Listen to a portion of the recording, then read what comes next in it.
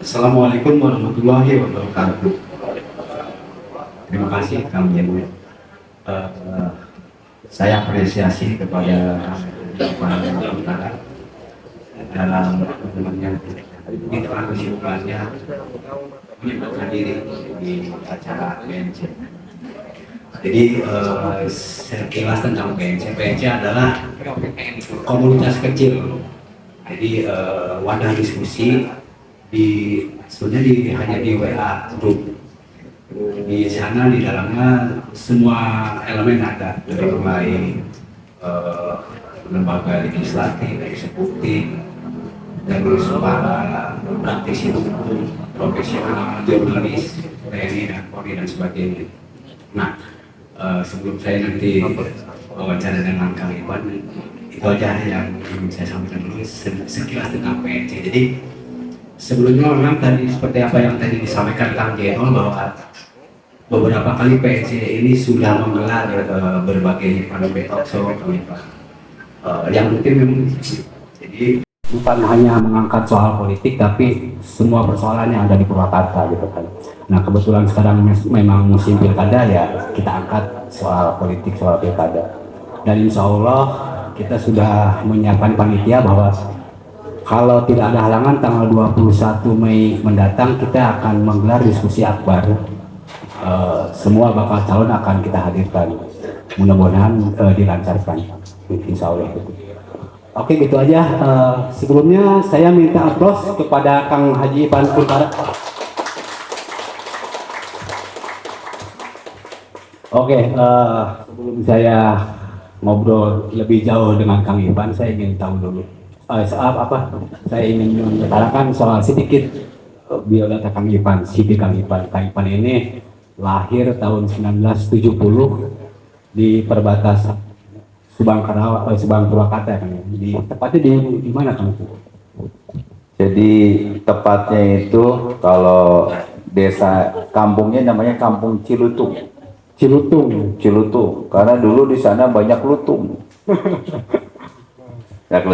Jadi memang ada sejarahnya itu. Keluarga besar kami itu datangnya besarnya adalah di Ciloji dan di Ciracas. Jadi keluarga besar kita itu di Ciloji dan di Ciracas, yang kalau secara administratif masuknya ke Purwakarta, Ciloji dan Ciracas. Jadi Kecamatan Kiara Pedes. Ya, sekarang Kecamatan Kiara Pedes.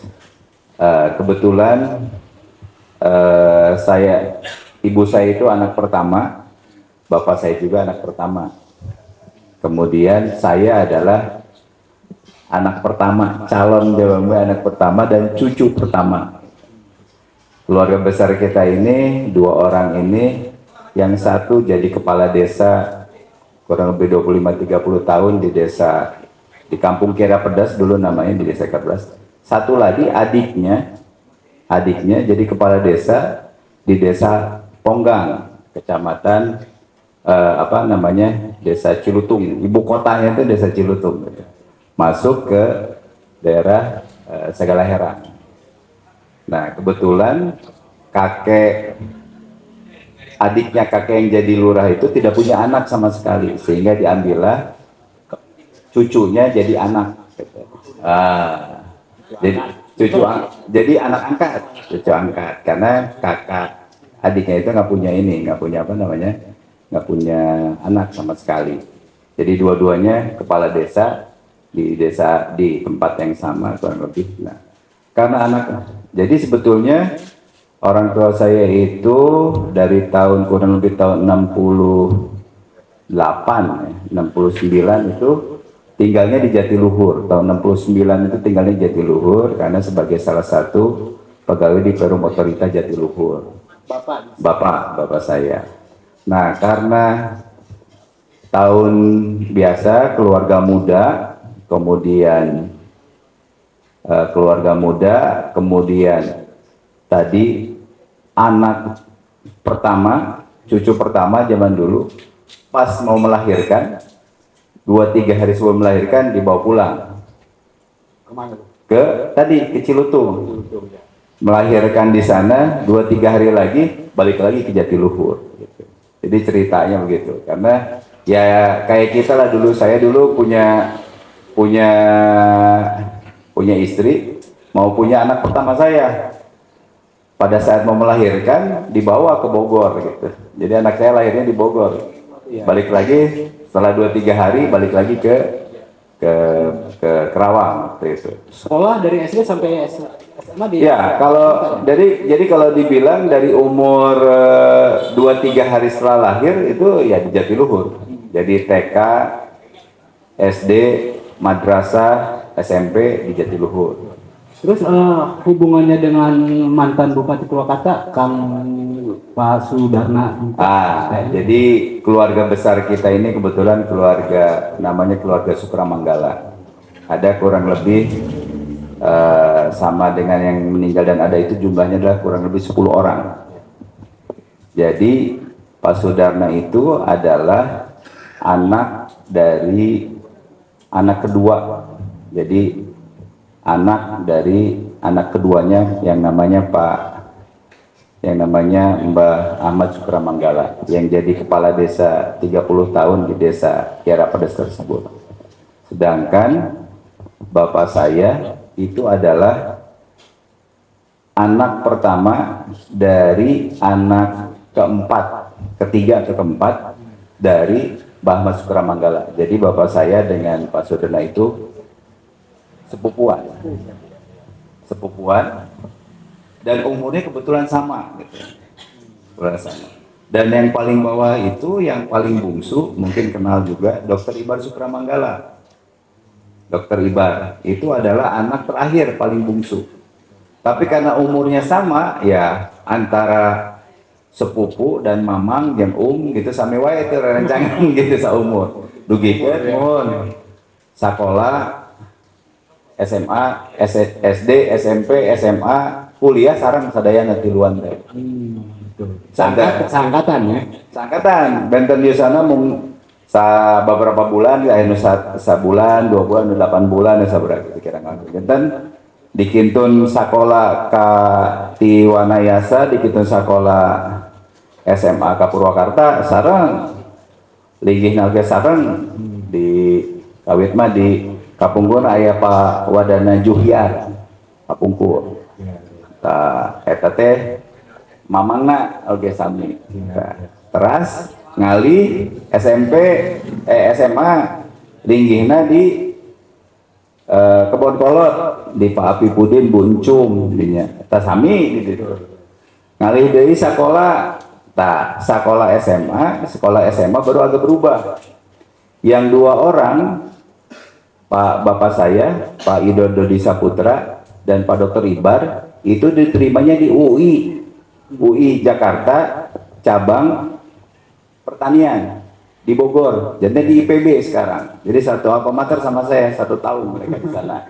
Sedangkan Pak Sudarna sekolahnya adalah di IKIP di Bandung. Tapi yang 2 orang ini keponakan sama Mamang sareng Alok tebetah di Bogor, mung sawarsi ngalih deui ka Bandung. Di Unpad lebet ke Unpad sasarangan deui di Bandung gitu. Oke, kemudian setelah jenjang SMA selesai kan lanjut ke IPB Bogor ya.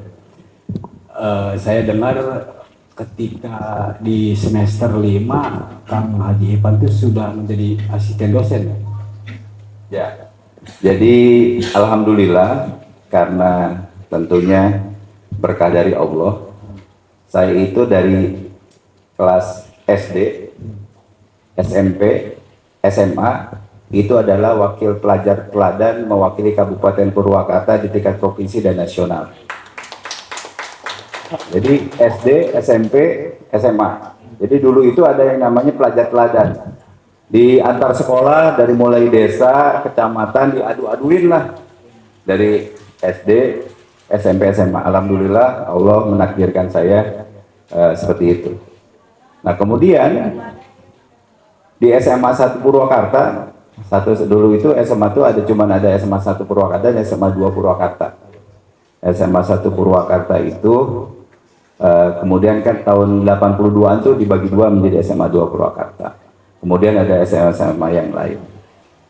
Nah, saya eh, pertama-tama adalah karena biasanya satu itu ke orang Purwakarta itu orientasinya sekolahnya bukan ke Bogor, tapi ke Bandung, ke ITB. Itu kan banyak senior kita dari ITB dan sebagainya.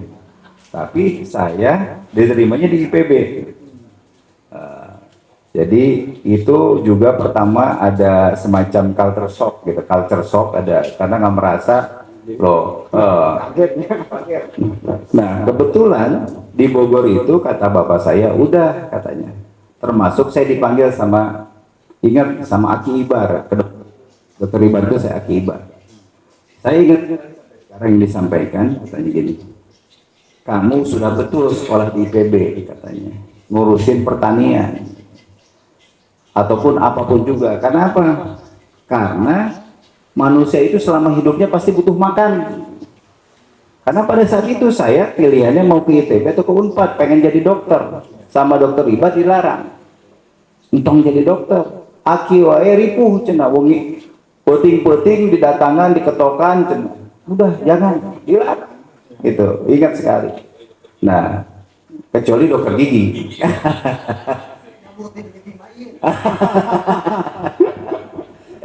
Ceritanya begitu. Akhirnya kebetulan Pak Dokter Ibar itu istrinya adalah orang Bogor, hasil dari kuliah.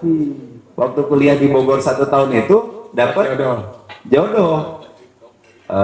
Ibu Ibar itu Bulik itu adalah orang Bogor.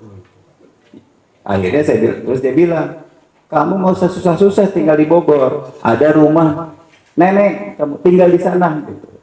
Akhirnya saya terima tinggal di Bogor. Nah, alhamdulillah dalam perjalanannya saya ya tentu luka-liku lah kuliah dan sebagainya. Saya memang alhamdulillah dari semester kurang lebih semester 5 tingkat 3 itu sudah jadi asisten dosen. Kemudian waktu kuliah juga udah kerja di Kalbe Farma kalau nggak salah. Jadi asisten dosen itu zaman dulu itu adalah salah satu bentuk nyari uang. Karena apa? Dulu dosen itu selalu dapat proyek dalam tanda petik. Jadi penelitian kemana-mana. Jadi alhamdulillah saya tingkat 3, tingkat 4 itu udah katakan udah keliling Indonesia. Karena mengerjakan proyek-proyeknya profesor keliling-keliling gitu. Jadi saya pergi hampir ke seluruh Indonesia di tahun itu. Jadi sudah keliling-keliling karena bikin banyak proyek bantuan dari PBB, dari UN, dari WHO, banyak sekali. Sehingga pada saat itu tadi sudah dalam tanda petik sudah mendapatkan penghasilan. Gitu. Terus kan kami pada ini kan seorang profesional di bidang agrobisnis ya. Saya dengar ada perusahaan di Cikampek yang sekarang Kang Ipan tangani bekerja sama dengan Jepang. Ya, bisa ceritakan? Ya, jadi kebetulan waktu itu saya kuliahnya itu di Fakultas Peternakan. Jurusannya itu adalah program studinya agribisnis waktu itu. Jadi sekarang itu sudah tidak ada fakultas itu karena dilebur di IPB itu menjadi namanya FEM, Fakultas Ekonomi dan Manajemen. Gitu. Sudah tidak ada, tapi masih ada fakultasnya. Nah, saya pertama bekerja itu kebetulan ya apa namanya zaman itu sebelum saya bekerja karena saya asisten dosen, saya sebenarnya sudah disiapkan untuk jadi dosen. Jadi tinggal nunggu pergi kuliah ke luar negeri untuk S2 dan S3 biasanya. Jadi ada program, ada laboratorium, ada program studi itu ada 3. Jadi ada agribisnis, namanya sosial ekonomi peternakan, kemudian ada nutrisi, kemudian ada produksi. Saya salah satu dari calon dosen ini, gitu. Sehingga pada saat itu teman saya sudah pergi ke Jerman. Gitu. Saya tinggal berdua. Nah, kemudian yang berdua ini berbisik-bisik lah. Mau pergi kemana nih? Karena waktu itu banyak mengirimkan kuliah itu adalah ke Jepang dan ke Jerman. Dan terkenal di sana. Ternyata saya ngobrol-ngobrol, kebetulan karena saya asisten dosen, saya punya kenalan dekat dengan dosen muda. Namanya sampai sekarang masih ingat, namanya Mas Joko. Dia tanya, saya nanya, Mas, gaji dosen itu berapa? Dia bilang, saya ingat sekali, 180.000. Wah, per bulan 180.000. Dengan nanti kalau sudah diangkat jadi dosen, dapat tambahan tunjangan fungsional 35.000. Jadi 200 tahun berapa tuh? tahun 9394. Ya. Jadi dapat tunjangan 215.000. Padahal alhamdulillah saya tiap bulan dikirimin orang tua saya adalah kurang lebih 400.000, 500.000. Wah, Lebih gede dikirimin. lebih gede dikirimin. Saya bilang nih, kita mulai mikir otak nih. Waduh, ini gimana nih? Apa namanya? Escape strateginya nih. Terus karena pada saat itu banyak program namanya MT, Management Trainee atau lain sebagainya. Kebetulan saya itu sebetulnya diterima di beberapa perusahaan. Saya ingat itu adalah saya diterima di Bank BCA. Jadi kan dulu itu datang ke sekolah-sekolah ke Bank BCA, Bank CNI Niaga, kemudian Carun Pophan dan KB Pharma. Saya mikirnya gampang, mana yang dekat dengan Bogor atau dengan Purwakarta. Saya pilihlah kerja pertama adalah ke Carun Pophan dulu. Ternyata jauh di Ancol, jadi harus naik beberapa kali. Wah, ini biaya gitu. Akhirnya saya pindah ke KB Pharma. Dari KB Pharma, di KB Pharma ini saya mendapat tugas untuk mengembangkan. Saya pertama manajemen trainee, kemudian di mana di Bandung. Setelah di Bandung 3 bulan, wah, saya bilang enak nih, dekat ke Purwakarta. Dari Bandung cuman 1 jam waktu itu. Udah gitu dapat mobil, dapat apa dan lain sebagainya. Ternyata baru 2 bulan di sana saya dipindahin ke Cirebon membuka area baru. Dan alhamdulillah area baru itu berkembang sangat pesat. Karena mendapatkan promosi, saya mau dipindah ke ujung pandang. Akhirnya saya bilang sama ibu saya, sama mama saya, karena saya anak pertama. Kata mama saya, jangan jauh-jauh, mama sudah tua, katanya. Nah, mama sudah tua, udah kamu cari kerja aja, katanya di sini, di mana, di dekat-dekat sini. Kebetulan itu ada vacancy, ada lowongan pekerjaan di Jakarta Post. Saya ingat sekali di Jakarta Post, looking forward for the new candidate, fresh graduate, everything dan sebagainya itu disebutkan. Saya melamar ke situ. Saya nggak tahu perusahaannya di mana. Saya melamar Posisi di lowongan itu apa? lowongan itu hanya menyampaikan adalah itu tadi, hanya menyampaikan sudah disebutkan. Dicari looking for staff gitu, vacancy, requirement-nya adalah fresh graduate dari apapun juga. Akhirnya saya melamar ke situ. Kurang lebih waktu itu mungkin ada 100 pelamar dan saya kaget pertama gitu. Yang langsung menginterviewnya adalah orang Jepang. Wah, saya bilang nih orang Jepang. Ternyata bahasa Inggrisnya orang Jepang kan berbeda nih sama dengan bahasa Inggris ini. Kita biasanya mungkin gayanya apa namanya, gayanya ikut Amerika atau Eropa atau Inggris, dia ngomong bahasa Inggrisnya. Dari kurang lebih 100 orang itu akhirnya dapat disaring, kalau nggak salah itu dapat 10 orang. Dapat 10 orang, setelah disaring 10 orang, saya ingat sekali ada interview lagi, ada ujian matematika, fisika dan sebagainya. Itu gaya orang Jepang lah. Dapatlah 10 orang, dapat 10 orang. Setelah itu karena break dikasih makan siang. Saya masih ingat makan siangnya itu nasi padang. Wah, nasi padang. Tiba-tiba terus setelah selesai diinterview. Di interview dari 10 orang itu alhamdulillah lolos 2 orang. 1 anak Unpad, 1 saya. Terus beberapa lama kemudian saya dapat pemberitahuan, katanya, saya terima kamu sebagai pegawai, katanya. Saya bilang bagian apa? Kenapa saya diterima? Dia bilang, orang Jepang itu bilang, kamu lagi makan aja keringetan, katanya. Apalagi kalau lagi kerja, katanya, makanya saya terima, katanya. Bercanda. Jadi katanya makanan aja keringetan, apalagi kalau kerja lebih berkeringat. Padahal kalau bekerja gak keringetan. Jadi alhamdulillah diterima. Berjalanlah, kemudian dipilih. Ternyata saya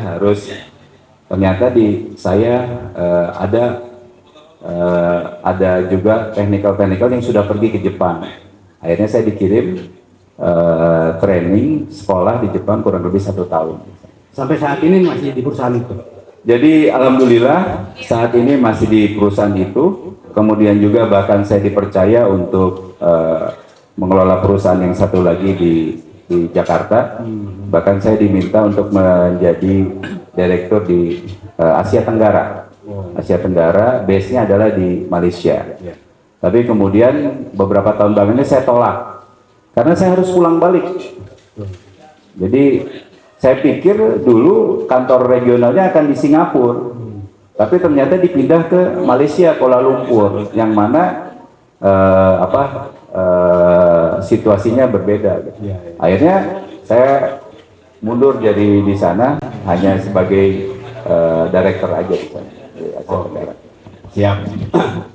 Oke, kita beralih ke soal Pilkada Purwakarta ya Kang. Nah, tiba-tiba bukan tiba-tiba sih, artinya belakangan ini sudah banyak muncul bursa-bursa bakal calon Bupati Purwakarta. Salah satunya adalah Kang Haji Ipan Kuntara. Ya mungkin halayak pengen tahu apa sih yang menggerakkan hati Kang Ipan untuk akhirnya ingin berkontestasi di pilkada ini. Apa motivasinya? Jadi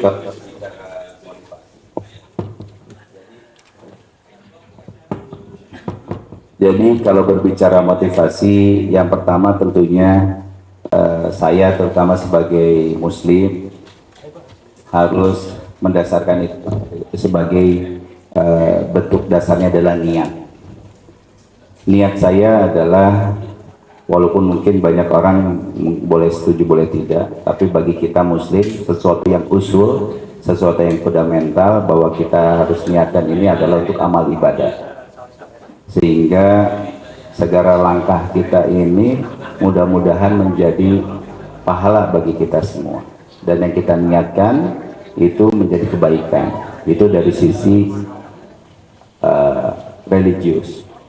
Tapi ada juga dari sisi mungkin sosial, adalah bagaimana kita bisa peduli dengan kota Purwakarta yang kita cintai. Purwakarta yang luar biasa, yang seperti tadi saya sampaikan, ya sejelek-jeleknya saya sudah dari semenjak SD, SMP, SMA mewakili juga Purwakarta sampai tingkat Jawa Barat dan nasional. Ini juga menjadi bahwa ada tanggung jawab sosial, bahwa ada tanggung jawab moral, bahwa itu harus dilanjutkan. Yang ketiga, dari sisi sosial, tentunya ini menjadi kewajiban kita semua, bahwa Purwakarta yang kita cintai ini harus menjadikan Purwakarta yang maju dan sejahtera, yang masyarakatnya sejahtera dan bahagia. Kira-kira mungkin gitu gambarannya. Kang, menurut penilaian Kang Haji Ipan, seperti apa sih wajah Purwakarta dari sisi misalnya potensi dari dilihat dari misalnya geografis atau sejarah dan sebagainya? Potensi apa yang perlu digali di Purwakarta ini? Jadi yang pertama adalah Purwakarta yang kita cintai ini adalah Purwakarta yang luar biasa. Kita sudah seluruh para bupati, para pemimpin Purwakarta ini sudah melakukan yang terbaik buat Purwakarta untuk pada waktu dan masanya. Tapi tentu Purwakarta yang kita cintai ini mempunyai potensi yang luar biasa. Kalau misalnya kita bagi, ada potensi geografis, ada potensi demografis, ada potensi historical atau sosial. Itu adalah potensi-potensi yang harus kita gali, yang harus kita tingkatkan, yang menjadikan potensi-potensi itu kebaikan atau kemaslahatan bagi masyarakat Purwakarta. Itu kira-kira. Misalnya apa? Ada hal nggak yang diprioritaskan untuk dibenahi di Purwakarta ini?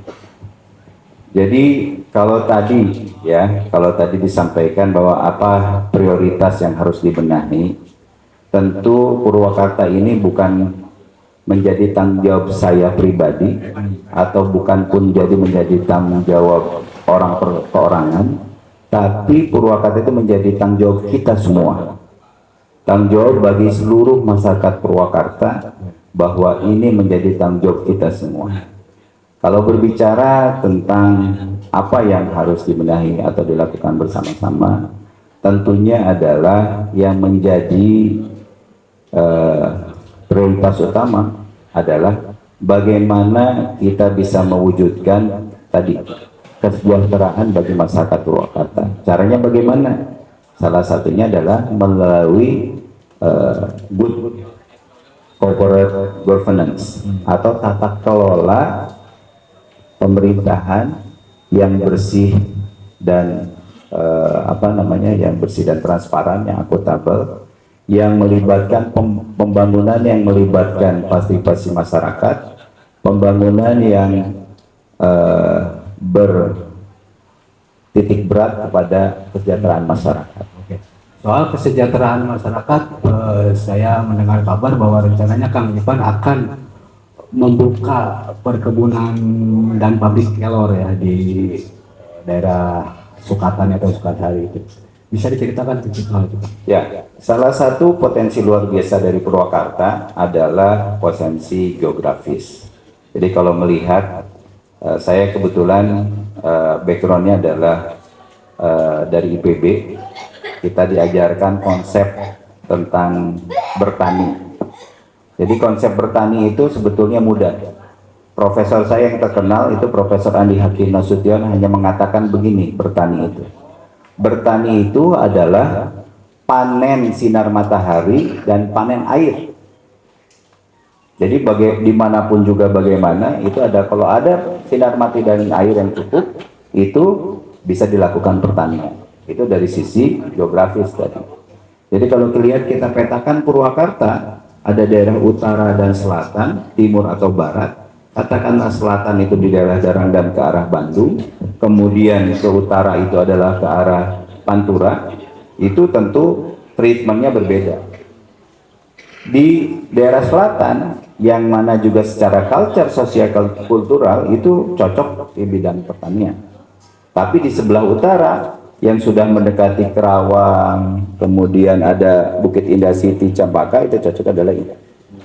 Nah, oleh karena itu tadi salah satu bentuk pembangunan yang nanti harus kita lakukan adalah pembangunan yang tadi saya sampaikan. Pembangunan itu harus pembangunan yang berbasiskan kepada keilmuan, kemudian pembangunan yang melibatkan partisipasi masyarakat. Tadi kenapa keilmuan? Kalau di daerah, katakanlah kalau menanam menanam bunga mawar, ya bunga mawar harusnya di daerah dekat Gunung Burangkang karena dingin. Tapi karena itu pendekatan keilmuan, harus dicari suhu yang cukup, ketinggian yang cukup. Kalau nanam bunga mawar di daerah Cempaka, boro-boro bisa hidup. Jadi pertimbangannya harus ada pertimbangan keilmuan di sana.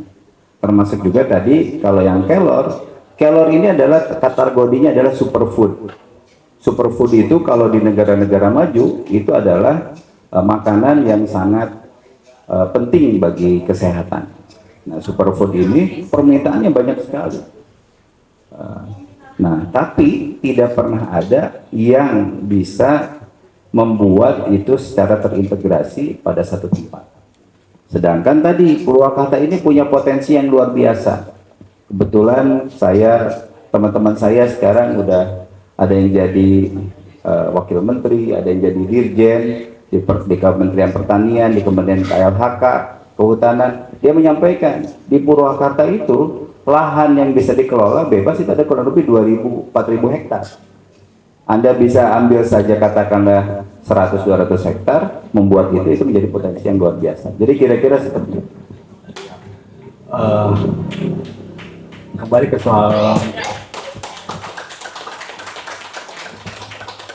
soal pilkada. Kang Ipan mengambil tema atau mengambil tagline Nata Purwakarta. bisa dijelaskan filosofinya. Jadi kalau dikatakan Nata Purwakarta, seperti tadi disampaikan, ada sisi sosio-kultural, ya. Kemudian juga ada sisi moral. Ya. Jadi kalau Nata Purwakarta itu artinya adalah bahwa seperti tadi saya sampaikan, Purwakarta itu menjadi tanggung jawab kita bersama. Jadi Purwakarta itu menjadi tanggung jawab kita bersama. Kita menginginkan bahwa Purwakarta yang kita cintai itu ditata, artinya mengajak semuanya ikut sama-sama bergerak untuk, makanya kurang lebih turun tangan Nata Purwakarta. Artinya sama-sama, bukan orang perseorang, bareng-bareng. Karena kalau tidak bareng-bareng tidak akan bisa. Harus berjamaah, bahasa gampangnya itu. Gitu. Oke Kang, saya amati belakangan ini ya ketika Kang Ipan masuk ke bursa calon Bupati Purwakarta, saya melihatnya Kang Ipan ini sangat intens berinteraksi dengan kalangan ulama. Saya minta pendapat Kang Ipan, seberapa pentingkah sinergitas antara ulama dan umaro? Jadi kalau berbicara Purwakarta ini kita paham bahwa Purwakarta ini salah satu daerah atau kabupaten yang dulunya terintegrasi antara Kerawang, kemudian Purwakarta. Kabupatennya itu namanya Kabupaten Kerawang, tapi ibu kotanya itu adalah di Wanayasa. Jadi, dan sehingga kemudian pada tahun tertentu kabupaten itu dipindah ibu kotanya ke Sindangkasih. Jadi Purwakarta ini mempunyai histori yang panjang, dan salah satunya Purwakarta ini adalah kota yang terkenal dengan kota, katakanlah, pusat pengembangan Islam, karena kita tahu ada Syekh Bayi Yusuf di dekat sini yang kategori tersekarang itu disebutnya Mahaguru Nusantara untuk keislaman. Mungkin juga banyak di Pleret itu ada Mbah Sempur, Mama Sempur yang sudah melanggeda luar biasa. Jadi semenjak awal Purwakarta ini sebenarnya adalah Purwakarta yang sangat dekat dengan ulama. Oleh karena itu tentu tadi kalau pertanyaannya adalah bagaimana kaitan antara ulama dan umaro, itu adalah keharusan. Oleh karena itu pergerakan saya dimulainya adalah dari tadi.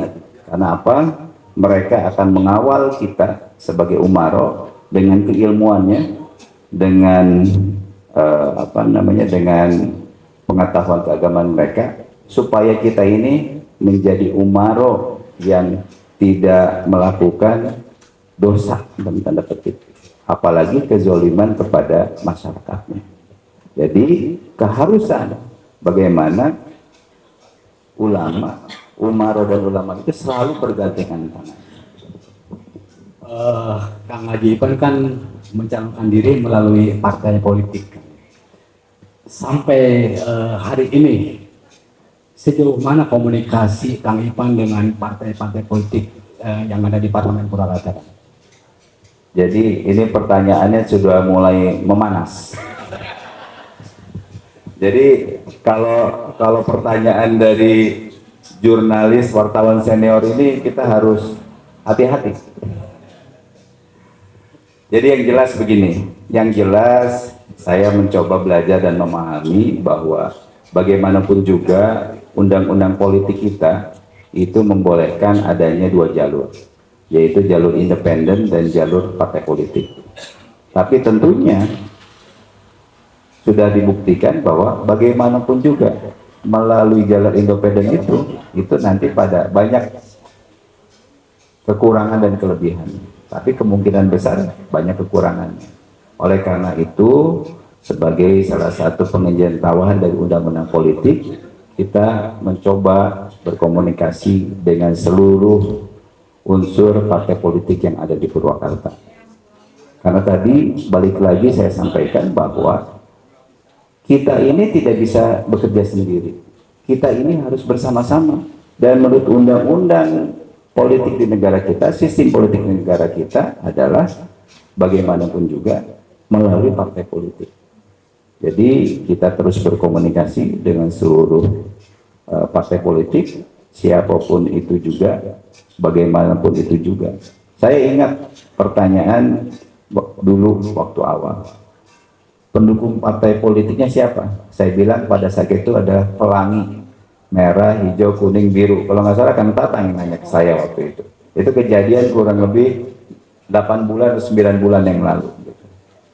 Jadi saya bilang bahwa komunikasi kita harus laksanakan karena Purwakarta ini bukan milik seseorang. Purwakarta ini harus dilakukan dan diperbaiki bersama-sama oleh seluruh stakeholder yang mana diwakili oleh partai politik yang ada di Purwakarta.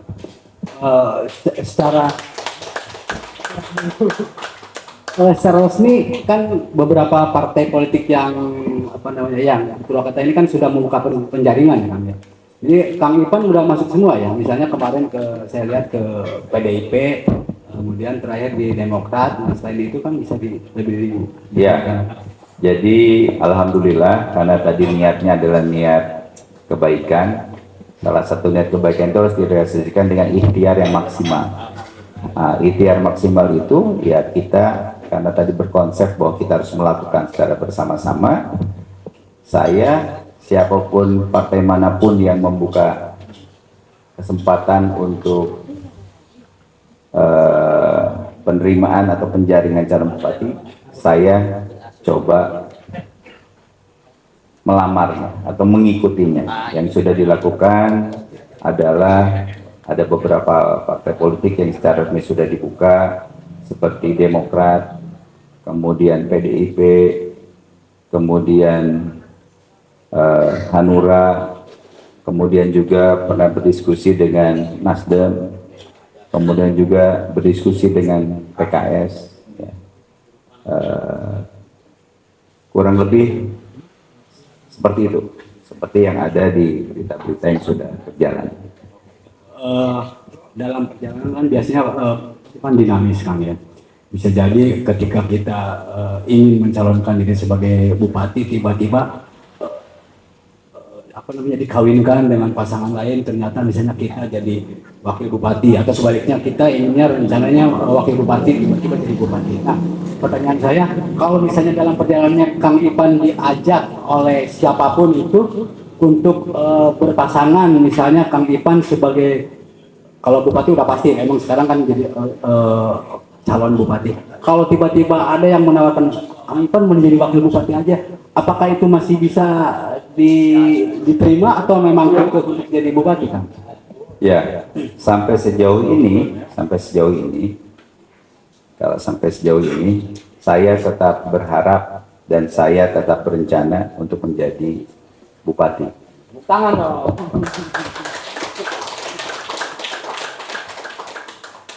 Ya, karena juga sama secara undang-undang politik bahwa bagaimanapun juga di sini mungkin ada para ahli hukum dan lain sebagainya, ahli tata negara, bahwa bupatilah yang memegang peran yang signifikan di dalam mengelola suatu pemerintahan. Karena tadi kaitannya adalah niatnya adalah untuk berbuat baik bagi orang banyak. Dan menurut saya sejauh ini bahwa menjadi bupati adalah pilihan terbaik.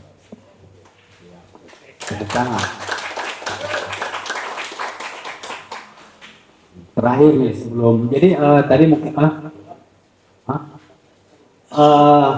mungkin Kang Jeno lupa menyampaikan bahwa diskusi ini kita bagi menjadi dua segmen, dua session. Session pertama narasumber berdialog dengan host, kemudian kedua narasumber beraudien dengan hadirin gitu. Oke, sebelum saya ke audien, ingin bertanya ke Kang Ipan terakhir. Seandainya Allah mengizinkan memberi amanah Kang Ipan menjadi Bupati Purwakarta, apa yang pertama dilakukan oleh Kang Ipan untuk menata Purwakarta supaya sesuai dengan ekspektasi masyarakat? Jadi seperti tadi saya sampaikan di awal, saya sebetulnya sudah disampaikan bahwa bagaimana kita bisa mewujudkan tata kelola pemerintahan yang bersih dan transparan. Ya. Saat ini yang Kang Ivan lihat di manajemen pemerintahan Purwakarta seperti apa? Jadi tentunya ini adalah situasi yang susah dijawab karena saya sebetulnya tidak tahu secara mendetail tentang situasi dan kondisi. Tapi bagaimanapun juga secara manajerial gitu, kalau kita berbicara manajerial, manajemen strategi itu adalah harus yang dilakukan pertama. Karena kemudian nanti secara selanjutnya itu akan berimbas kepada tadi pelayanan publik, kepada konsep-konsep pembangunan yang melibatkan masyarakat dan prioritas yang kita harus tentukan. Oke. Demikian segmen 1 saya tutup. Nanti selanjutnya Kang Jainul menjadi moderator untuk memandu acara ini. Tepuk tangan sekali lagi buat Kang Haji Ivan Kuntara.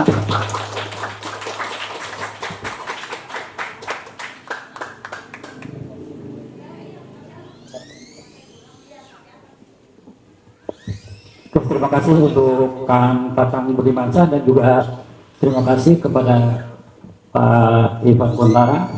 Tadi sudah dengar ya visi misi beliau.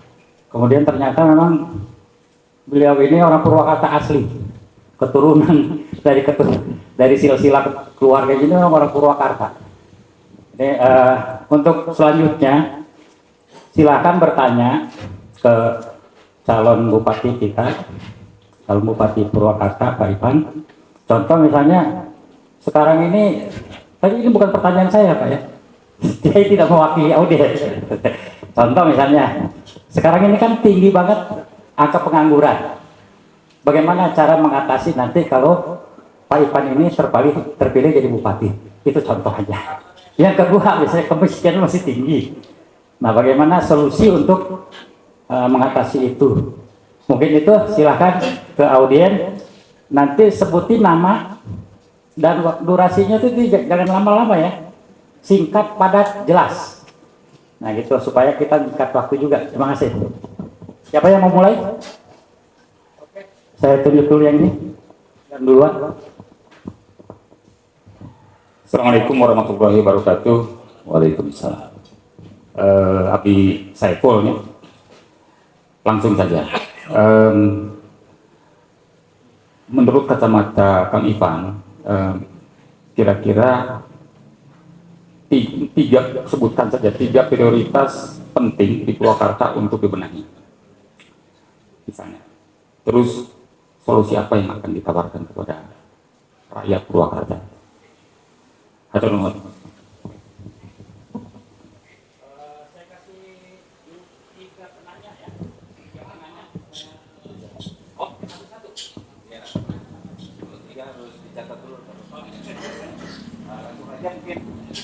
Atau yang pertama dulu silakan dijawab. Jadi kalau tadi pertanyaannya adalah tiga fokus utama yang harus dilakukan. Yang pertama adalah seperti tadi saya, perbaikan sistem dan layanan birokrasi. Itu yang pertama. Ya. Kemudian yang kedua, pemenuhan hak pokok masyarakat. Yang ketiga adalah percepatan pembangunan ekonomi. Itu tiga hal utama yang harus kita lakukan. Caranya bagaimana? Perbaikan sistem dan layanan birokrasi. Tidak ada cara. Teknologi harus terlibat. Adalah memanfaatkan digitalisasi. Ada e-government, ada e-service government, termasuk akan menjawab juga nanti kaitannya misalnya dengan pengelolaan sumber-sumber pendapatan daerah. Itu adalah jawabannya. Tadi pertanyaannya adalah perbaikan tata kelola sistem dan layanan birokrasi, caranya bagaimana, caranya adalah dengan melakukan digitalisasi. E-government, e-services government, yang semuanya adalah berdasarkan teknologi dan data.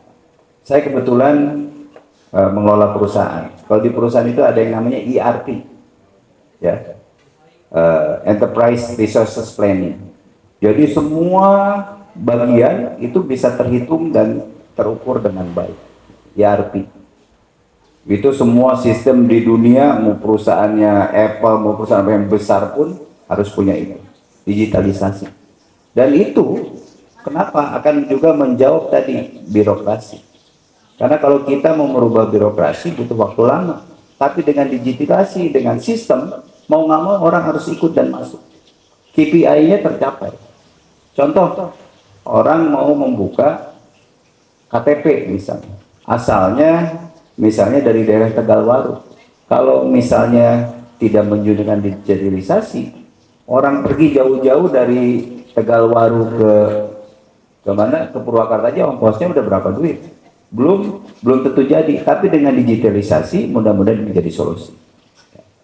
Kemudian yang kedua adalah pemenuhan hak pokok masyarakat. Tadi disinggung oleh Akang bahwa sekarang ini menjadi permasalahan adalah masalah pengangguran. Penganggurannya cukup tinggi, relatif ya tinggi. Apalagi kalau kita membedah lagi pengangguran ini bentuknya ada yang macam-macam kan teorinya secara statistik. Kemudian juga tadi angka pengangguran, kemudian juga akses terhadap pendidikan yang murah dan berkualitas. Jadi bukan hanya murah tapi harus berkualitas. Kemudian akses terhadap pelayanan kesehatan yang murah dan berkualitas. Kemudian yang selanjutnya apa yang dilakukan tadi? Yang ketiga adalah percepatan pembangunan ekonomi. Nah, salah satunya adalah dengan memperbaiki infrastruktur atau connectivity, ya. Bagaimana jalan-jalan, jembatan di seluruh Purwakarta ini bisa kembali menjadi jalan-jalan yang berkualitas, jalan-jalan yang nyaman. Karena apa? Dengan adanya connectivity ini akan menumbuhkan, teorinya adalah pertumbuhan ekonomi baru, terjadi daerah-daerah aglomerasi baru. Nah, disitulah yang harus kita lakukan bersama-sama. Pamitan, Kang Saiful. Oke, tepuk tangan dulu beri apresiasi. Terima kasih ke Pak Ipan, juga terima kasih ke Pak Saiful. Mudah-mudahan tidak puas ya. Kalau puas selesai. Iya. Saya berharap tidak puas. Karena kalau puas itu nanti selesai. Kemudian saya kasih sekarang tiga penanya, singkat, padat, dan sebutkan namanya. Oke, Pak Uci, satu lagi siapa? Siapa namanya? Oke, dua, terus siapa lagi satu? Oke, yang belakangnya.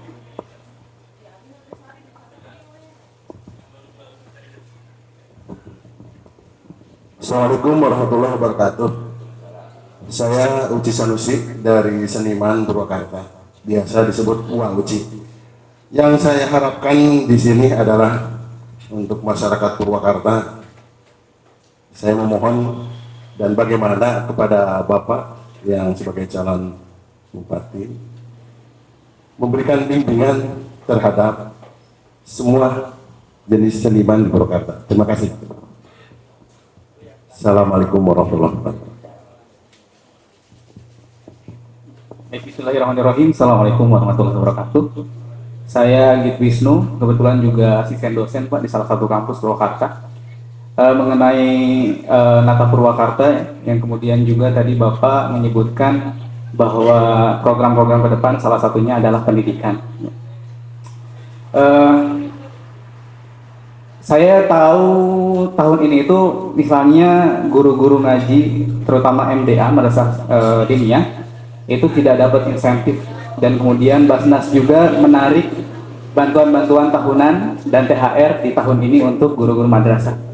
Nah, karena tadi kemudian misinya juga karena Purwakarta secara historis kota yang agamis, Bagaimana Pak untuk menanggulangi itu? Terima kasih Pak.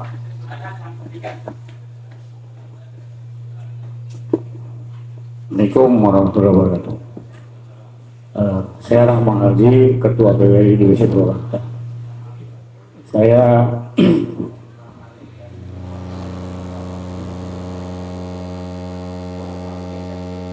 berharap untuk Bapak setelah jadi Bupati terpilih, saya minta perhatian Bapak terhadap para media. Selama ini kan para media itu kurang perhatiannya, sedangkan suatu daerah itu bisa berkembang dari awak media, Pak. Terima kasih. Assalamualaikum warahmatullahi wabarakatuh.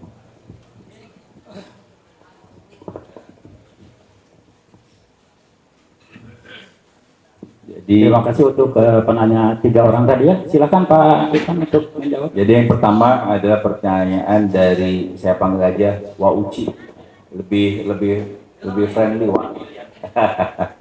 Jadi pertanyaannya adalah tadi bagaimana seniman di Purwakarta, bagaimana bimbingan kemudian kontribusi bagi seniman bagi Purwakarta. Jadi kalau kita berbicara tentang keindahan, ya, seni ini kaitannya dengan keindahan. Allah suka dengan yang indah-indah, Pak. Jadi tentunya ini juga menjadi salah satu perhatian penting bagi kita, karena seni, ya, saya bukan ahli seni, tapi setidaknya adalah seni ini adalah bagian dari sosio kultural kita. Seni ini menunjukkan juga jati diri kita, sehingga seni ini menjadi salah satu bagian yang harus kita perhatikan dengan baik-baik. Dikaitkan dengan Purwakarta tadi, tingkat pengangguran, kemudian juga ketersediaan lapangan kerja, itu harusnya menjadi salah satu bagian yang diperhatikan sebagai namanya ekonomi kreatif. Di dalamnya ada seni. Bagaimana ekonomi kreatif itu bisa berkontribusi bagi pembukaan lapangan kerja, bagi terciptanya juga lapangan kerja, yang akhirnya pada ujungnya bisa memberikan efek kebaikan bagi masyarakat Purwakarta. Jadi itu menjadi saya ini kurang lebih kalau cita-cita besarnya itu, kita harusnya punya semacam creativity area atau hub. Saya kalau kita pergi ke luar negeri, ya, kalau kita pergi ke China, kalau kita pergi ke Amerika gitu, tempat-tempat kreativitas itu biasanya di tempat-tempat yang indah dan nyaman. Dan salah satunya kita itu punya Danau Jatiluhur, Pak. Saya orang Jatiluhur, semenjak kecil sampai sekarang tinggal di Jatiluhur. Saya tidak pernah bosan melihat keindahan Jatiluhur, karena akan menarik kreativitas. Nah, kalau saya punya mimpi besar, semacam ada creativity hub di sana, karena kebetulan nanti itu ada tol Japek Selatan, yang mana itu akan membuka akses yang harusnya, ya, kalau saya jadi bupati, harusnya membuka akses di daerah pinggiran Jatiluhur, yang tempatnya indah, yang tempatnya nyaman, yang mudah diakses dari Jakarta. Kalau dari situ kurang lebih jadinya 50 kilo. Dengan tol itu kurang lebih hanya maksimal 1 jam. Nah, ini menjadi creativity hub bagi orang. Nah, ini karena tempatnya nyaman. Jadi sekali lagi balik lagi, sisi seni itu adalah sisi yang harus kita perhatikan. Tapi tentunya seni yang bisa memberikan kebaikan, bisa seni yang memberikan kemaslahatan bagi orang banyak, yang bisa membuka lapangan kerja dan lain sebagainya. Itu, wah. Ya. Oleh karena itu, kalau jelas bahwa seni itu menjadi salah satu bagian, tentunya kewajiban dari pemerintah daerah bagaimana bisa mengkanalisasi, bisa memfasilitasi, bisa mengekskalasi, bisa membuat bahwa seni itu menjadi bermanfaat.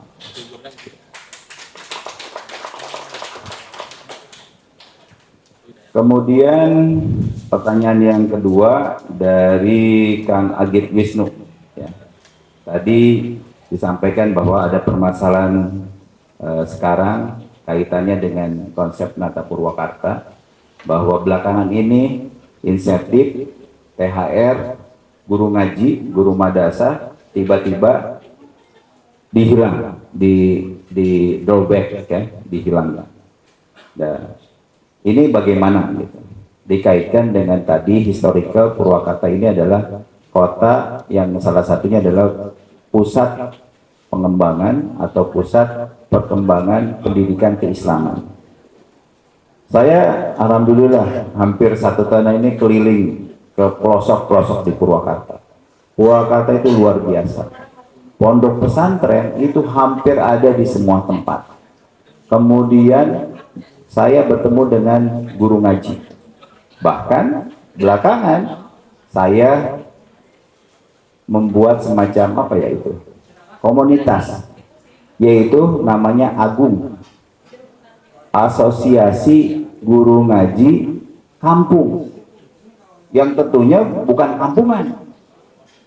Nah, ini Agung ini, Asosiasi Guru Kampung, ini adalah asosiasi yang memfasilitasi bagaimana guru-guru ngaji itu bisa mandiri, bisa self-sufficient tadi. Karena konsep di dalam Islam itu jelas, memberi itu lebih baik daripada meminta.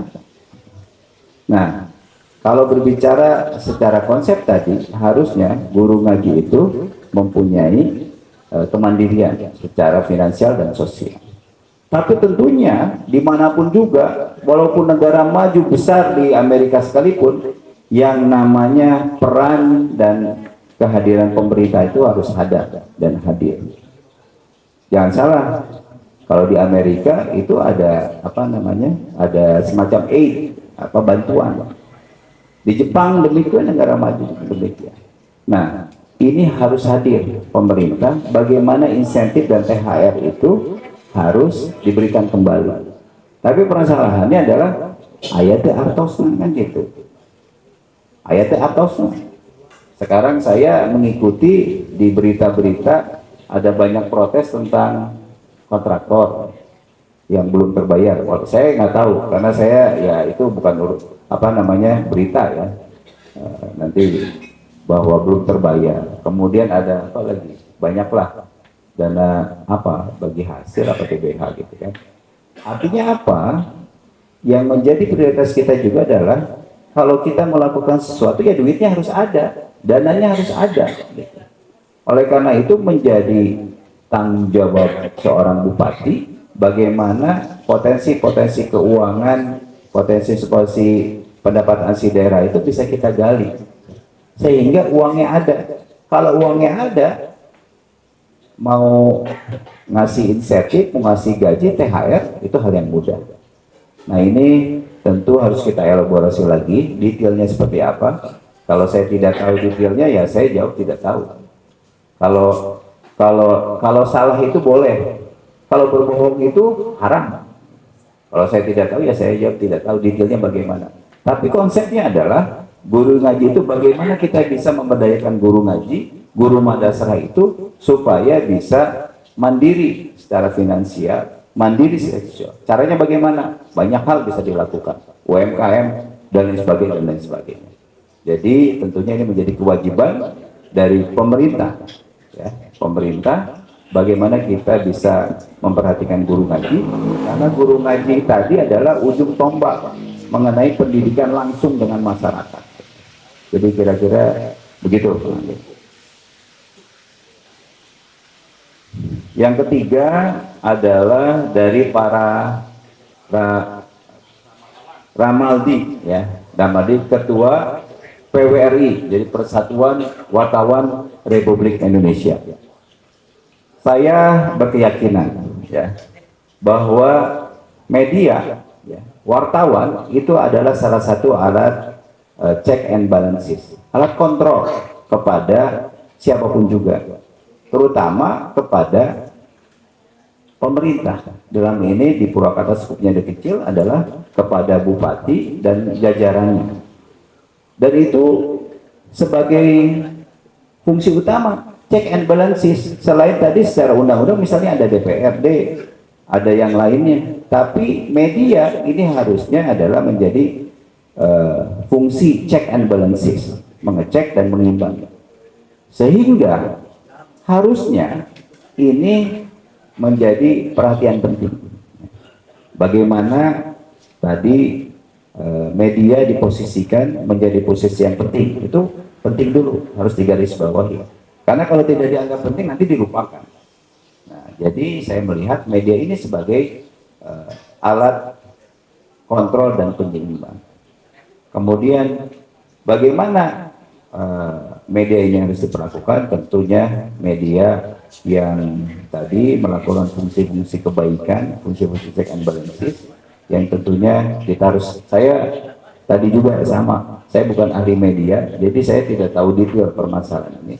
Tapi saya memfungsikan tadi awak media adalah sebagai fungsi yang sangat penting, sebagai check and balances.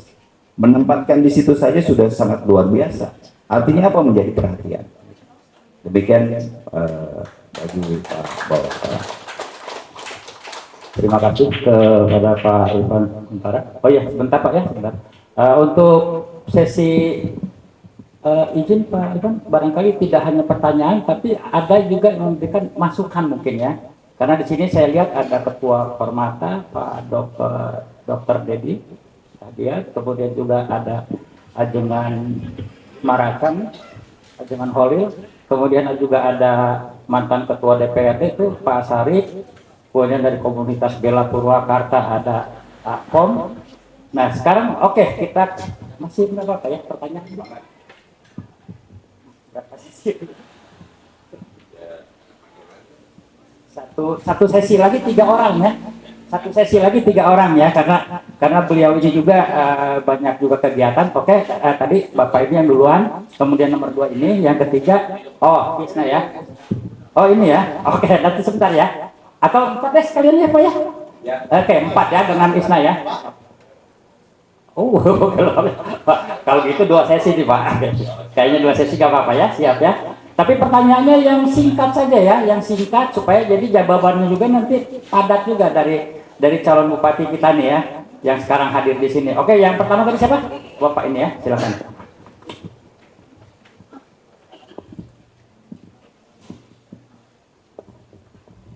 Assalamualaikum warahmatullahi wabarakatuh. Saya memperkenalkan diri, nama saya Muhur Fiana. Saya pensiunan Perum Jasa Tirta 2 Jatilpur, dan orang tua Pak Kuntara itu senior saya. Dan ini dari kecil saya tahu sampai sekarang saya sangat menyaksikan sekali. Yang pertama saya ucapkan selamat Idul Fitri Pak kepada semuanya, mohon maaf lahir batin. Yang saya mau sampaikan ini bidang olahraga Pak, karena saya salah satu pengurus KONI Kabupaten Purwakarta dan juga sebagai ketua cabur Sepi Air Kabupaten Purwakarta.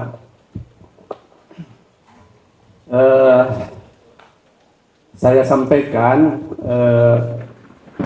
prestasi olahraga Purwakarta dari Porda ke Porda itu terus menurun Pak dan Pak calon bupati. Pertama kita waktu Porda di Indramayu, kita ini 7 besar, Kabupaten Purwakarta ini 7 besar. 4 tahun kemudian Porda di Kabupaten Kerawang menurun jadi 9 besar. Selanjutnya Porda di Bekasi menurun lagi jadi 12 besar. Dan yang 4 tahun kemudian Porda di Bogor, Kota Bogor, menurun jadi 14 besar. Kemarin akhir di Bandung, wilayah itu bahkan makin menurun, targetnya 10 besar menjadi prestasinya 18 besar ke 18, makin menurun. Nah ini memang ada faktor yang menyebabkan ya.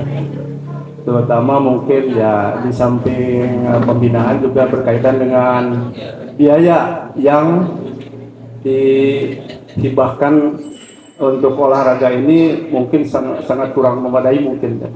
Tapi itu kita juga memaklumi lah, mungkin kondisi keuangannya memang tidak begitu mencukupi untuk meningkatkan prestasi. Nah, itu aja. Mudah-mudahan hal ini bisa diperbaiki lagi dan ditingkatkan lagi prestasinya, sebab kita sangat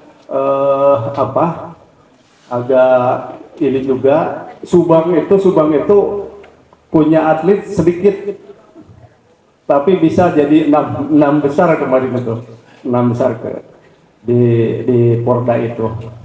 Nah itu barangkali itu aja. Jadi dan memang di Purwakarta secara sistem biaya untuk olahraga itu melalui dispora, ya, tidak langsung ke KONI.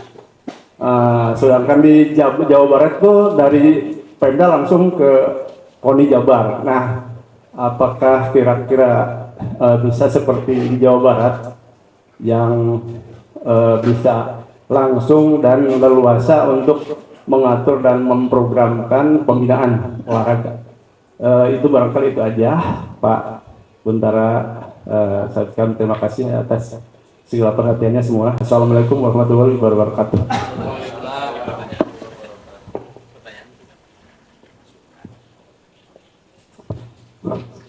Assalamualaikum warahmatullahi wabarakatuh. Saya Ageng Sudrajat, Bituin Purwakarta.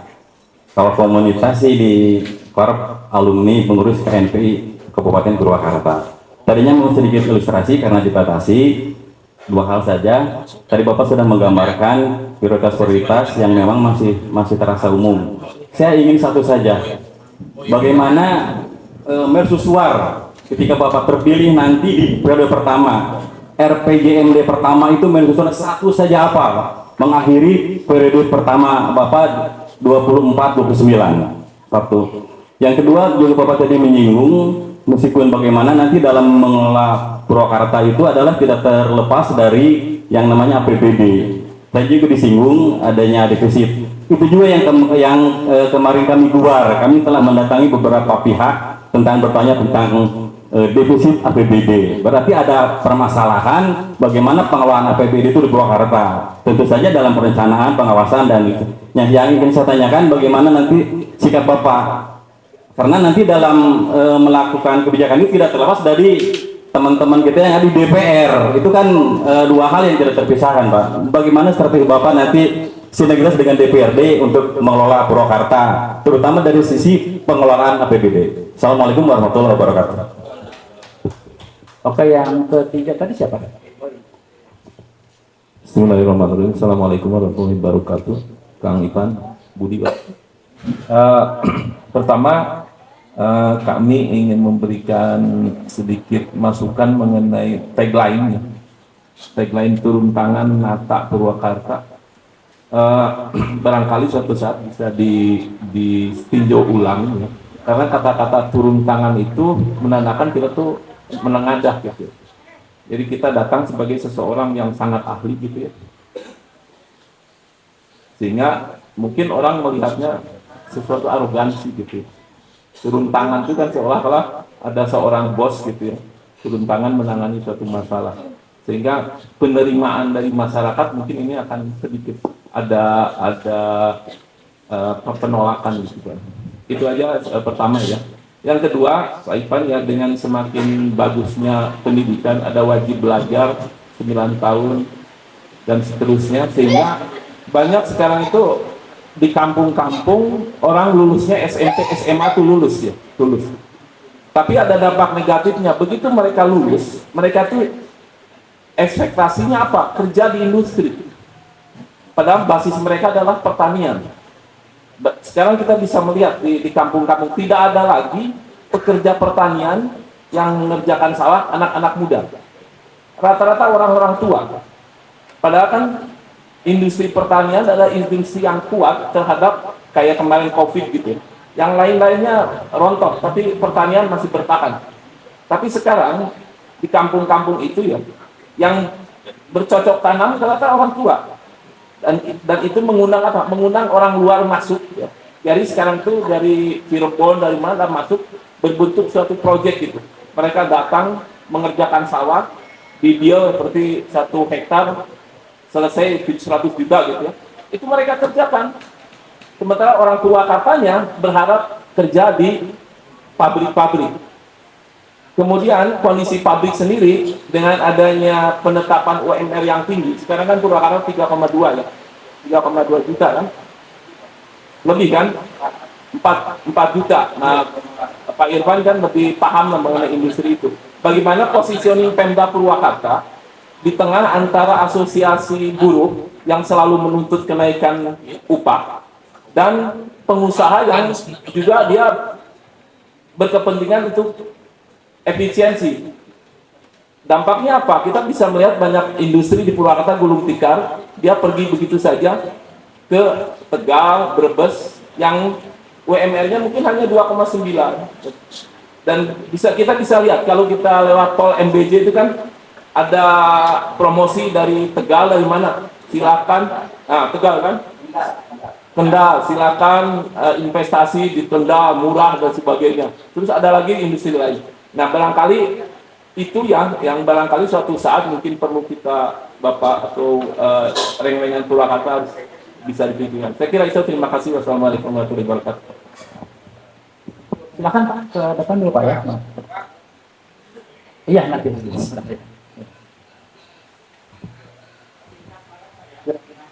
Assalamualaikum warahmatullahi wabarakatuh. Nepangkeun nami abdi Kang Ipan Usman Ginanjar di Ciherang. Tapi Ciherang anu apa? Nah, desa Ciherang Basawan ka ditu kalebet, Pak. Serta koneng teges nama. Tadi panggilkan di Bapak Koneng entos, di Seniman entos, di Media entos, Terlihat entos. Panggilkan abdi ya perwakilan di Ketua RW. Abdi RW. Menghijina sejarah di umur ya. Gitu. Itu panggilkan dia, abdi teh dia mana masukan panggilkan dari pertanian dan terus sadayana. Jadi keluhan abdi sebagai ketua RW di Lemur di desa, alhamdulillah si Purwakarta panggilkan apa sadayana kayaknya bahwa meren insentif lain insentif bersilta panggilkannya RT RW ada lumayan di Purwakarta panggilkan, tapi ane abdi teh ngartos mah ya sok tetepan baiban ke depan bahkan kan 2 bulan caranya silta gitu panginten. Jadi tak keluhan para RT desa khususnya pengen sami di Kabupaten Purwakartanya. Jadi ulah kapukur mah janji 1 juta lah itu tapi tetepan tong-tong 1 juta 700-nya macet di wae tah. Jadi abdi hoyong Bupati Kapayun panginten Pak Haji Ipan terpilih tong mantramente lah punten siap kudu konsisten dan komitmen lah gitu. Da abdi oge meureun apa marentah meskipun pahanapna oge gitu panginten hatur nuhun. Wassalamualaikum warahmatullahi wabarakatuh. Oke, untuk ini silahkan kita kasih kepada Kak Mulga. Silahkan Ayun.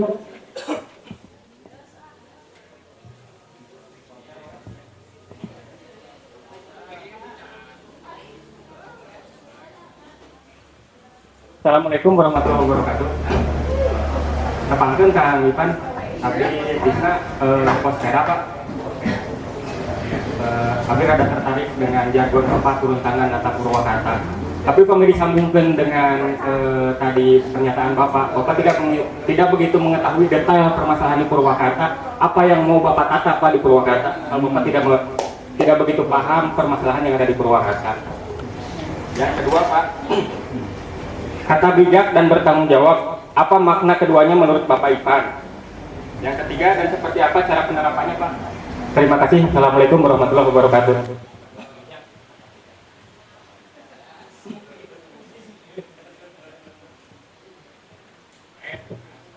Oke, kita kasih kesempatan untuk menjawab dulu ya karena kebanyakan nanti nggak apa-apa ke Pak Ipan untuk bisa menjawab. Tadi juga ada tidak hanya pertanyaan tapi masukan. Memang komunitas ini kelihatannya kecil tapi ini dari berbagai segmen Pak. Bahkan tadi alhamdulillah dari komunitas RW segala macam gitu. Mudah-mudahan dengan masukan-masukan yang hadir ini bisa menambah pengetahuan Bapak tentang Purwakarta. Mungkin silakan dijawab dari pertanyaan tadi, ada 4. Jadi tadi saya sudah mencatat dari 5 penanya, yang mana seluruh pertanyaan ini pertanyaan yang berbobot dan berkualitas. Terima kasih.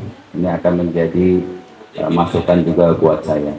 Yang pertama adalah dari Pak Muh tentang anggota dari KONI, kemudian pengurus cabang cabur ski air.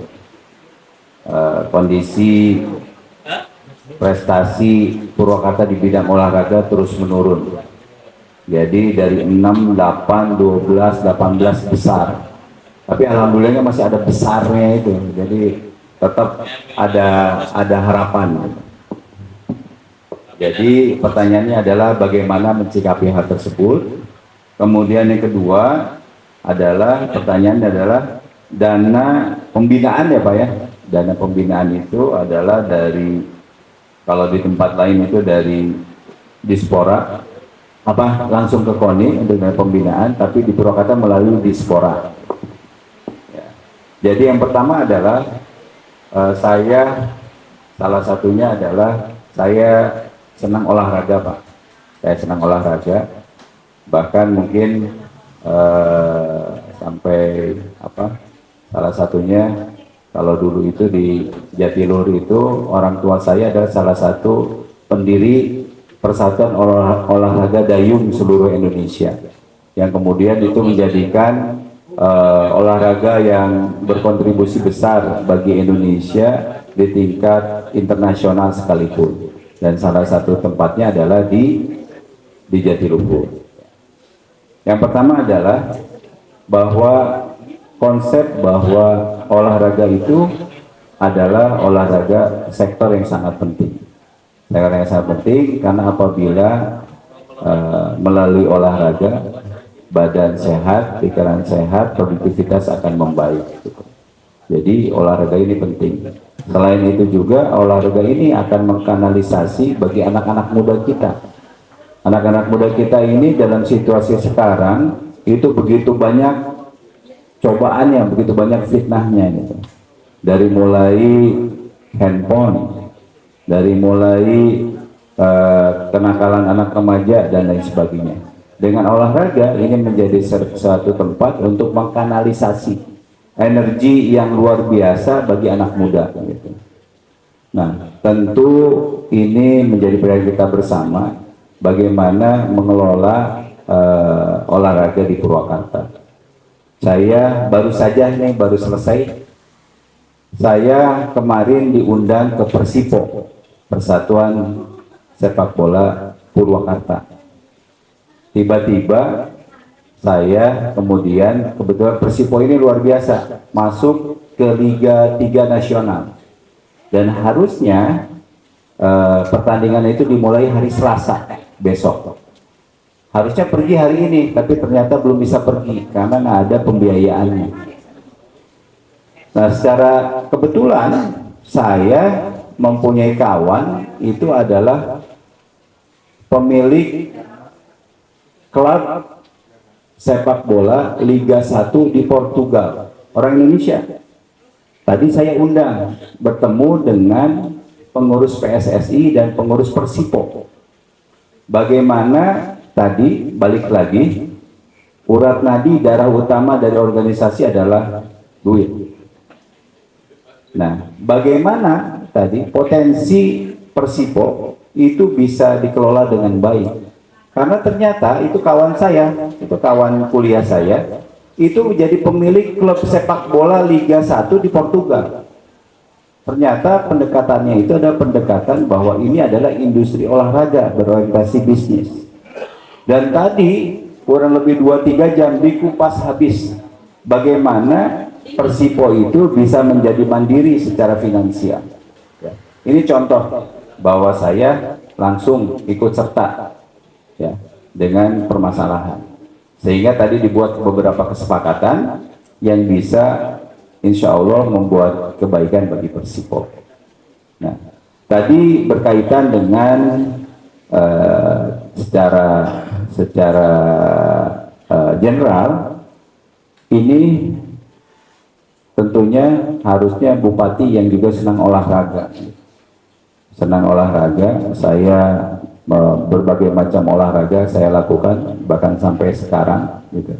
Berbagai macam olahraga saya lakukan, sehingga dengan tadi apabila menempatkan bahwa olahraga itu penting, itu akan menjadikan juga perhatian bagi pemerintah. Yang kedua tadi disampaikan mengenai bagaimana keuangan pembinaan itu bisa diberikan langsung ke KONI, tidak melalui dispora. Ini tadi mungkin juga menjawab tadi pertanyaan nomor 5 dari Kang yang dari Pospera, saya ingat tadi.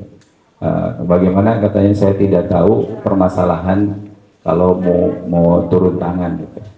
Ya, ini seperti yang detail-detail seperti ini Pak. Saya nggak tahu bagaimana, karena kalau saya tidak tahu ya saya bilang tidak. Bagaimana mekanismenya? Tentu ada aturan undang-undang tentang tata kelola dan keuangan daerah, bagaimana memberikan dana pembinaan. Ya, jadi kalau secara undang-undang, secara hukum bisa dilakukan, ya kenapa tidak? Gitu.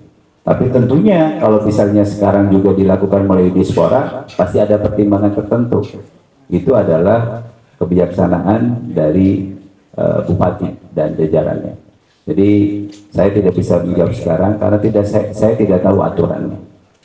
Jadi tapi bahwa ini menempatkan olahraga sebagai salah satu yang harus diperhatikan. Karena permasalahannya nanti nyambung lagi, artosna ayat di ayat gitu kan. Nah, eta nujantan PR urang sadayana. Terus yang kedua, ini adalah pertanyaan dari Kang Aceh, dari tokoh Bitwin Purwakarta, tokoh KNPI. Tadi pertanyaannya singkat, jadi saya juga mohon maaf, sebenarnya saya ada janji lagi nih. Tadi saya sudah menunggu acara ini tepat waktu, karena biasanya saya tepat waktu, tapi katanya belum berkumpul. Jadi saya sudah membuat janji pertemuan lagi, tapi saya akan jawab dengan singkat dan padat. Kang Aceh tadi menyampaikan apa akan menjadi mercusuar ya, jadi semacam tonggak di masa RPJM di periode 2024 sampai 2029. Tadi saya sampaikan, saya mencoba menerapkan sistem tadi e-government yang kemudian akan mendorong nanti adalah e-government akan mendorong tadi kepada tata kelola pemerintahan bersih, birokrasi pelayanan yang baik dan luar biasa. Dan yang kedua tadi yang paling utama adalah infrastruktur, connectivity, bahwa infrastruktur di seluruh Purwakarta harusnya menjadi infrastruktur yang terbaik, semua jalan baik, kemudian semua tempat terhubung dengan baik. Itu harusnya menjadi legacy. Jadi ada legacy secara software tadi, tata kelola, e-government, digitalisasi, dan ada legacy secara fisik, yaitu tadi infrastruktur dan lain sebagainya. Kemudian yang selanjutnya adalah berkaitan dengan APBD. Bagaimana mencikapi defisit APBD yang sekarang terjadi. Seperti tadi saya sampaikan bahwa APBD sekarang ada permasalahan tentang defisit, adanya hutang-hutang ke kontraktor dan lain sebagainya. Dan kelihatannya permasalahannya karena PAD yang tidak tercapai. Kenapa PAD tidak tercapai? Kita harus lakukan tadi intensifikasi dan ekstensifikasi. Intensifikasi artinya sumber-sumber potensi PAD yang sudah ada, kita harus pastikan bahwa pendapatannya itu kita terima dengan baik. Kemudian ekstensifikasi ada memperluas sumber-sumber pendapatan baru. Caranya bagaimana? Tadi sekali lagi digitalisasi dengan sistem. Bagaimana sumber-sumber PAD itu terkonektivisasi kepada platform atau interface yang bisa kita baca semuanya. Ya, jadi misalnya pajak PB1 itu dari semua tempat, di tempat A, B, C, D, E, nilainya X, Y, Z, itu bisa terkontrol dan terbaca. Dan itu harusnya, itu akan menjawab digitalisasi. Ya. Tentang bagaimana kita bisa menutupi defisit. Tentu juga, ada juga yang harus lakukan ekstensifikasi, misalnya dengan investasi. Ya. Investasi. investasi ini kaitannya adalah dengan tadi yang namanya investor. Saya backgroundnya tadi profesional pengusaha, jadi saya paham sekali investor itu maunya apa. Investor itu maunya apa? Kalau itu adalah investornya adalah PMA, multinational company, itu kita tidak bisa banyak berharap. Karena apa? Pasti untungnya itu dibawa keluar. Ada buku menarik namanya Multinational Company Operation in the World, bisa dibaca. Bagaimana seluruh multinational company yang ada di dunia ini, apakah itu yang namanya Toyota, apakah itu yang namanya Charon Popan, itu nanti hanya memberikan porsi keuntungan itu hanya sedikit ke kita. Tadi berkaitan dengan yang selanjutnya dari Pak Budi tentang pertanian. Pertanian ini adalah semacam circular economy, green economy, berputar-putar saja di situ. Dan itu berefek langsung. Ini berkaitan dengan tadi APBD defisit. Ya, jadi ada intensifikasi, ada ekstensifikasi. Kemudian secara sistemnya kita akan lakukan yang namanya digitalisasi, sehingga KPI semuanya akan terlihat dan terkontrol dengan baik. Kemudian yang ketiga dari Pak Budi tadi berkaitan dengan turun tangan, ini menjadi masukan kita semua. Tapi sebenarnya tadi disampaikan, sebenarnya turun tangan ini adalah simbol ajakan bahwa ini adalah kesadaran kolektif yang saya tadi sampaikan berkali-kali, bahwa kita ini harus melakukannya bersama-sama, ya, bersama-sama, dan membenahi masalah Purwakarta ini secara kolaboratif dari semua sisi. Tapi terima kasih atas masukannya kepada Pak Budi. Kemudian tadi berkaitan dengan bahwa berkurangnya tenaga kerja yang mau bekerja di sektor pertanian. Saya kebetulan adalah direktur dari Wibasa, Wiratani Bangun Desa. Konsepnya adalah bagaimana saya kebetulan Wakil Ketua Umum DPP Himpunan Alumni IPB Indonesia. Saya ada di 33 provinsi, ada cabang luar negeri itu ada 6, ada Tokyo, Korea Selatan, Amerika, dan lain sebagainya. Nah, ada program yang namanya Wibasa, dan ini menjadi program unggulan dari kita, yaitu Wiratani Bangun Desa. Kalau tadi ukurannya adalah sekarang petani, anak muda tidak mau bekerja di bidang pertanian, itu dikarenakan pengen menjadi pegawai di pabrik. Ukurannya adalah UMR. Kalau kata-kata UMR Purwakarta ada katakanlah 4,5 juta. Sekarang UMR di Kerawang itu adalah 5,25 juta.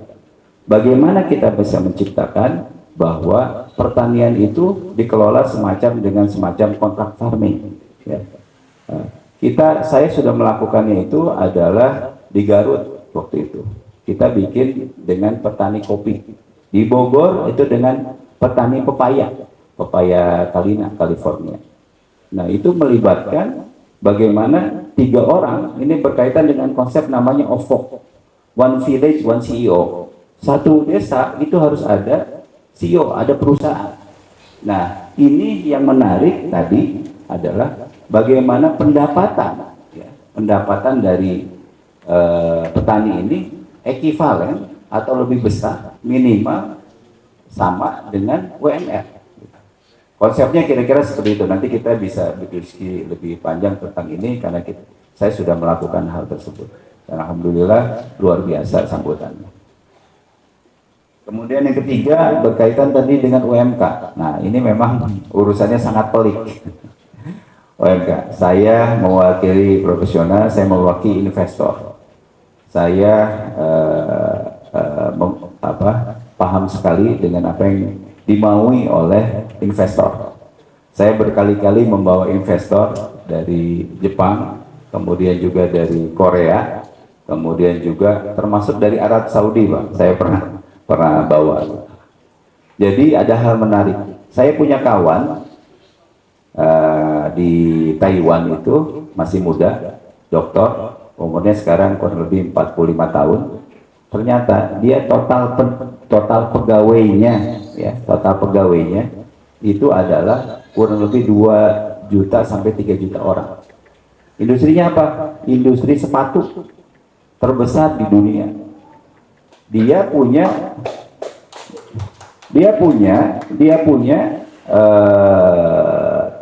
base productionnya itu adalah di Vietnam. Saya ketemu sama dia, saya bilang, why? Saya bilang, Anda not invest in Indonesia. Saya bilang. Dia bilang jawabannya mudah. Your wage is too high. Gaji Anda terlalu besar.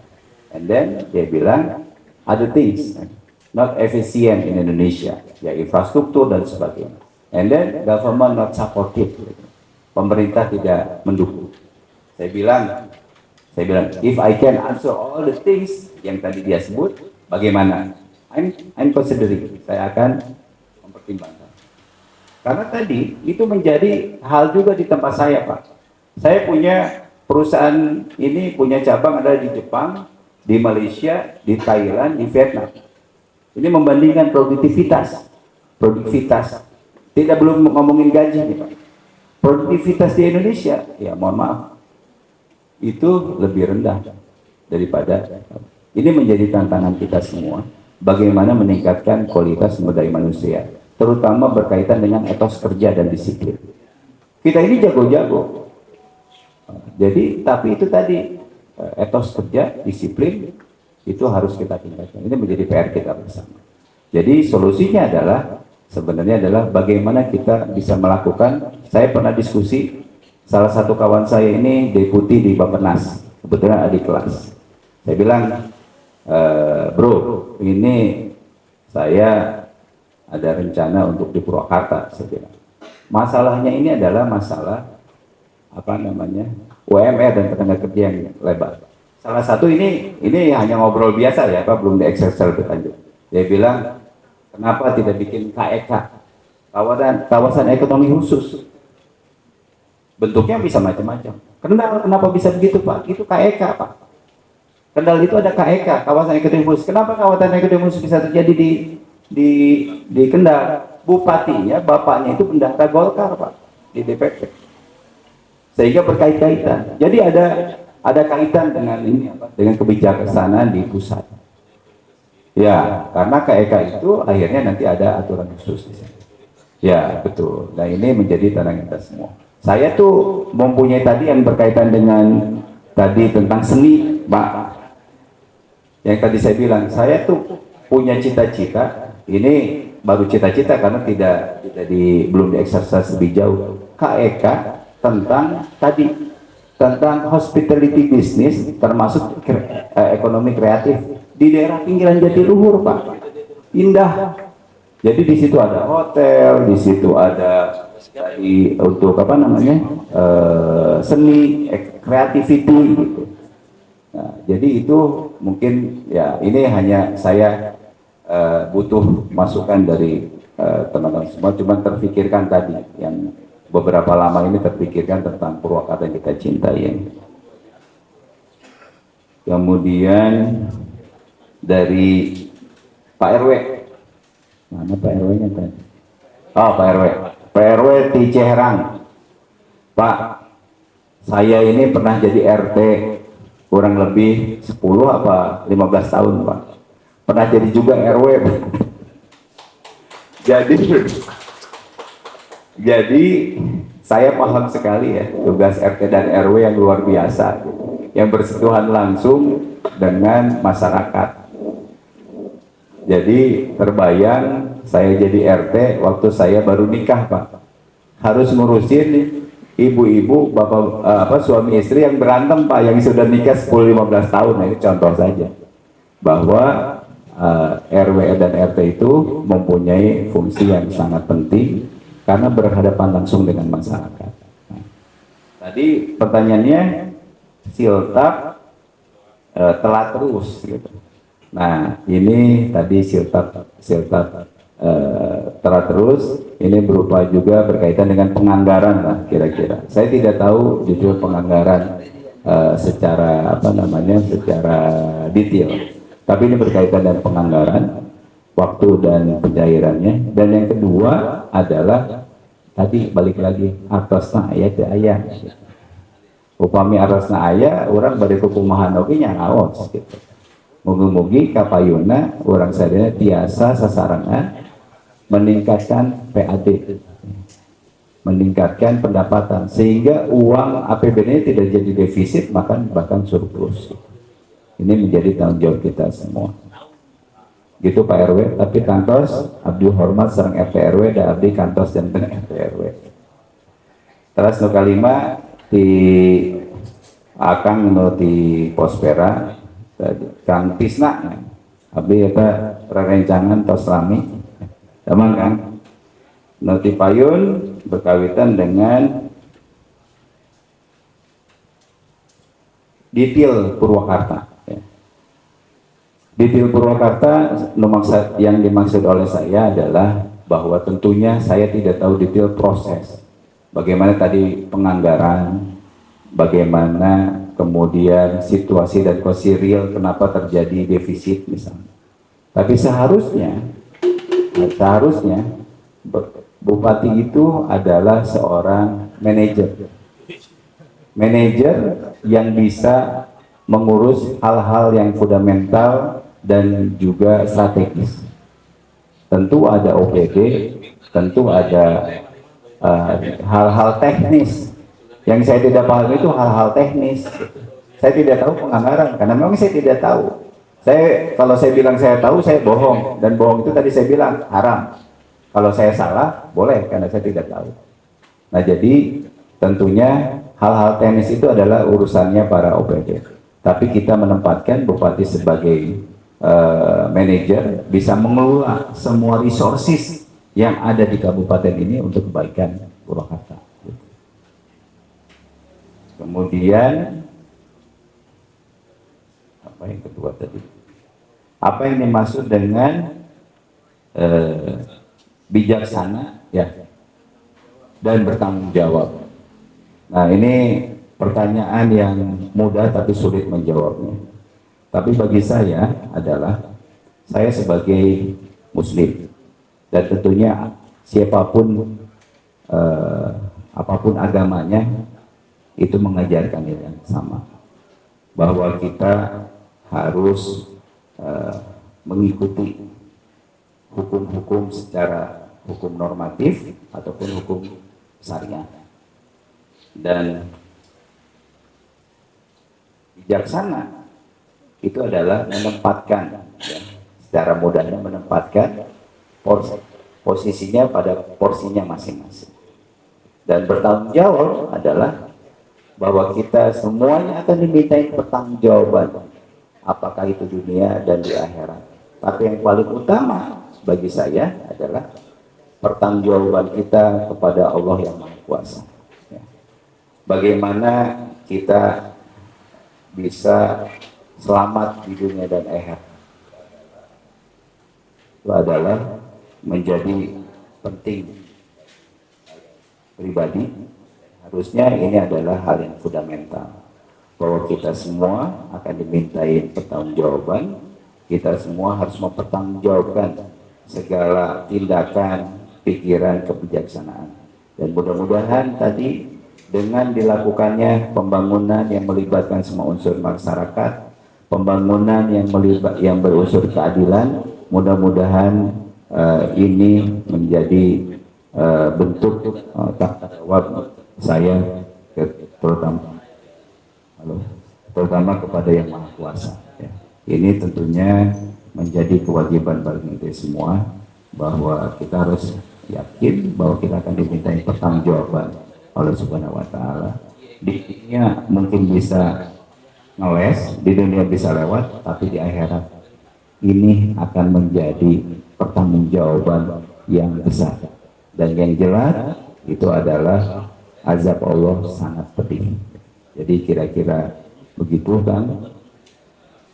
Saya bersyukur, saya berterima kasih kepada semua yang hadir di sini, bisa memberikan dan bertukar pikiran, memberikan masukan kepada kami semua, kepada saya. Mudah-mudahan kita niatkan sama-sama ini menjadi niat kebaikan. Mudah-mudahan dicatat Allah sebagai amal kebaikan. Dan yang kedua, kita lakukan ini bersama-sama berjamaah. siapapun juga bupati yang Allah tetapkan, ya, kita harus support, kita harus sama-sama laksanakan, kita lakukan secara berjamaah, kita lakukan secara bersama-sama. Jadi mungkin itu saya tadi sekali lagi mengucap terima kasih kepada para inisiator dari kegiatan ini, kemudian kepada banyak tokoh yang sudah hadir pada kesempatan ini, kepada semua penanya, kemudian juga yang memberikan masukan. Saya alhamdulillah sudah catat dan tim saya juga sudah catat.